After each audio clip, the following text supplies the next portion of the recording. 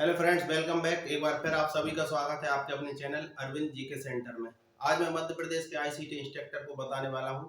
ICT monitoring school का जो form है हमारे पोर्टल पर वो भरना है। किस किस को भरना है और किसको नहीं भरना है। किसी की अगस्त में ज्वाइनिंग हुई है लास्ट में, उन्हें क्या करना है, या फिर जिसको भरना नहीं आ रहा उसके लिए ये मेरा दूसरा वीडियो है मॉनिटरिंग का। ठीक है, पहली वीडियो मैंने बताया था और दूसरा वीडियो बताता हूँ।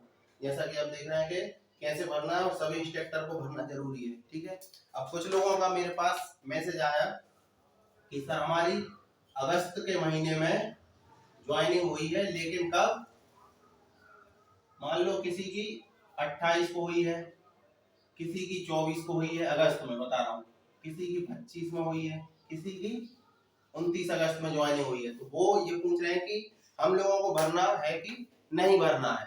ठीक है, तो मैं आपके लिए बता दूं कि मॉनिटरिंग का फॉर्म सभी के लिए भरना जरूरी है, क्योंकि ये महीना था, अगस्त का जो महीना था वो कौन सा महीना था आपका, 31वां महीना था, यानी कि उसमें 31 हमारे दिन थे। ठीक है, तो सभी के लिए भरना। जैसे किसी की अगर 29 तारीख में भी ज्वाइनिंग हुई है तो आपको उसमें क्या ऑप्शन है, उन्होंने क्या पूछा है। जैसे कि मैं आपको कुछ एग्जाम्पल के लिए बता देता हूँ। ये भरा भरा है, मेरा खुद का फॉर्म है। तो जैसे कि उसमें क्या पूछा है, जब आपकी ज्वाइनिंग हुई है तो आपने लैब भी देख ली होगी, सिस्टम भी सारे चालू करके देख लिए होंगे। ठीक है, तो उन्होंने पूछा है सबसे पहले तो किस माह की आप भर रहे हैं, तो अगस्त आपको सिलेक्ट करना है। दूसरा, कंप्यूटर कितने हैं, तो 10 कंप्यूटर हैं। चालू कितने हैं, उनमें से जितने भी आपने देख लिए होंगे, चालू 8 है, 9 है, या फिर 10 के 10 हैं, तो आपको वो संख्या बनना है। फिर प्रिंटर देखना है आपको, काम कर रहा है कि नहीं, तो यस करना है, नहीं कर रहा तो नो। यूपीएस काम कर रहा है, यस कर रहा है। इंटरनेट की सुविधा है तो इंटरनेट की सुविधा नहीं है। ठीक है, मतलब मेरे स्कूल में तो नहीं, अगर आपके में है उपलब्ध तो आप हाँ कर सकते हैं। फिर इसके बाद नेटवर्किंग लेन लेन जहां तक है सभी की लैब में लगी हुई है तो उसको यस करना है। फिर समय सारणी तैयार की गई है कि नहीं, तो समय सारणी भी आपने बना ली होगी तो उसमें यस करना है। इसके बाद आपने अध्यापन क्या कराया है, अगर आपने कराया है तो टिक कर दें।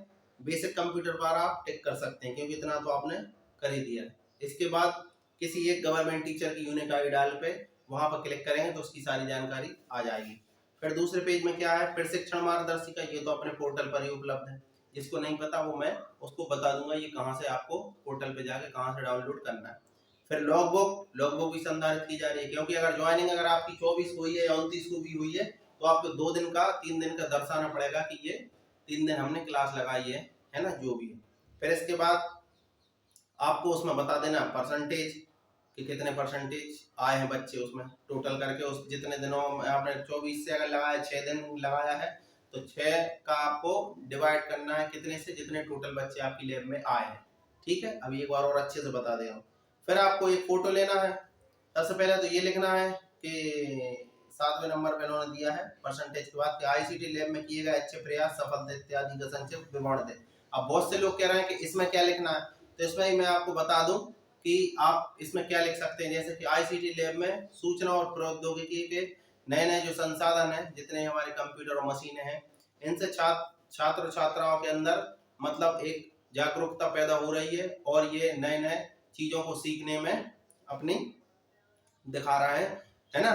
उन्हें खुशी जाहिर हो रही है उनका, और ये नई नई चीजें इनसे सीख रहे हैं, उनके मन में विचार और प्रश्न पैदा हो रहा है। इस टाइप से आप एक टॉपिक लिख सकते हैं 200 शब्द के अंदर। फिर अगला ऑप्शन है कंप्यूटर लैब में समुचित उपयोग में आ रही चुनौतियों का संक्षिप्त विवरण।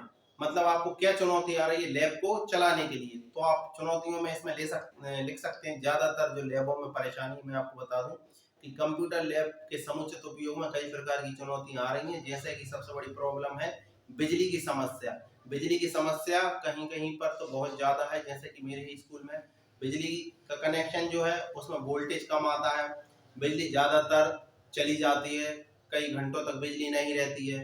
ठीक है, दूसरा आप लिख सकते हैं उसमें इंटरनेट की परेशानी। इंटरनेट की सुविधा ना होने से, उपलब्ध ना होने से हम बच्चों को सभी तरह के सॉफ्टवेयर नहीं सिखा पा रहे हैं, पूरी तरीके से कंप्यूटर को नहीं पढ़ा पा रहे हैं। इस प्रकार से आप अपनी इसमें जो भी है आपके परेशानियां वो चुनौतियां लिख सकते हैं। फिर आपको 90 नंबर पर है कि आपको आईसीटी का स्पष्ट फोटोग्राफ लेना है विद्यार्थियों को कार करवाती। तो आपको कंप्यूटर के जो स्टूल है उन पर बैठाना है, कंप्यूटर चालू करके उन्हें कोई प्रैक्टिकल करा कर उनका एक आपके साथ लैब का फोटो किसी से खिंचवा कर वो फोटो आपको डालना है। फोटो आपको केवल पीडीएफ में डालना है, 1 MB से ज़्यादा की PDF नहीं होनी चाहिए वो फोटो। ठीक है, इसके बाद अगली फोटो आपको डालना है जो भी आपने लॉग बुक बनाई है, यानी प्रेजेंट रजिस्टर, आज लैब में इतने पीरियड में कितने बच्चे आए कितने नहीं आए, वो वाला आपको फोटो डालना है बस, और नीचे आपको सबमिट करना है। ठीक है, तो बाकी काम मैं बता दूं, जैसे कि आपका इनमें से मान लो आपका 8 दिन अगस्त में आपकी ज्वाइनिंग हो गई 24 तारीख को, तो आपका 24 से 6 दिन मान लो स्कूल लगा, और आपके टोटल बच्चे आए मान लो आपके 60 बच्चे आए हैं, तो आपको कुछ नहीं है 6 से डिवाइड करना है इसको, तो आपका जो ALU लास्ट में ALU दिया, ALU निकलेगा वो 10,000 है। डिवाइड करना है जितने टोटल स्टूडेंट आए और जितने कार्यशील दिवस आपके रहे हैं, जितने भी दिन स्कूल लगा, उसका आपको डिवाइड करना है टोटल स्टूडेंट की संख्या में, तो आपका वो निकल आएगा। ठीक है, तो ये आपको सभी को भरना बहुत ही जरूरी है। ठीक है, अब इसके बाद भी अगर आपके मन में कोई डाउट हो तो वो फिर मुझसे कमेंट में या फिर पूछ सकता है उसमें। रही बात, जैसे कि बहुत से लोग कह रहे हैं हमारी ज्वाइनिंग 31 तारीख को ही हुई है, तो 31 तारीख को जिसकी हुई है उसे नहीं भरना है, क्योंकि आपने एक भी दिन नहीं पढ़ा पाया होगा। और सितंबर में जिसकी ज्वाइनिंग हुई है, सितंबर वालों को ये अभी नहीं भरना है, क्योंकि उनको अक्टूबर में भरना है। और ये हर महीने की अपन को कब भरना है, हर महीने की 1 तारीख से 10 तारीख के बीच में भरना है। जैसे कि अगस्त का अपन को भरना है, तो ये अपन भरेंगे 1 सितंबर से 10 सितंबर के बीच में। अब अगर सितंबर की हमको भरना है तो हम भरेंगे 1 अक्टूबर से 10 अक्टूबर के बीच में, सितंबर का मतलब 1 महीने पीछे का भरना है हमको वर्तमान के महीने में। ठीक है, तो आपके जो भी डाउट होंगे मैं समझता हूँ इसमें आपके क्लियर हो गए होंगे, और अगर फिर भी अगर क्लियर नहीं हुई तो आप मुझे व्हाट्सएप पर या फिर कमेंट में पूछ सकते हैं। ठीक है, मिलते हैं अन्य जानकारी के साथ अगले वीडियो में। आप सभी का बहुत बहुत धन्यवाद। बने रहे अरविंद जी के सेंटर।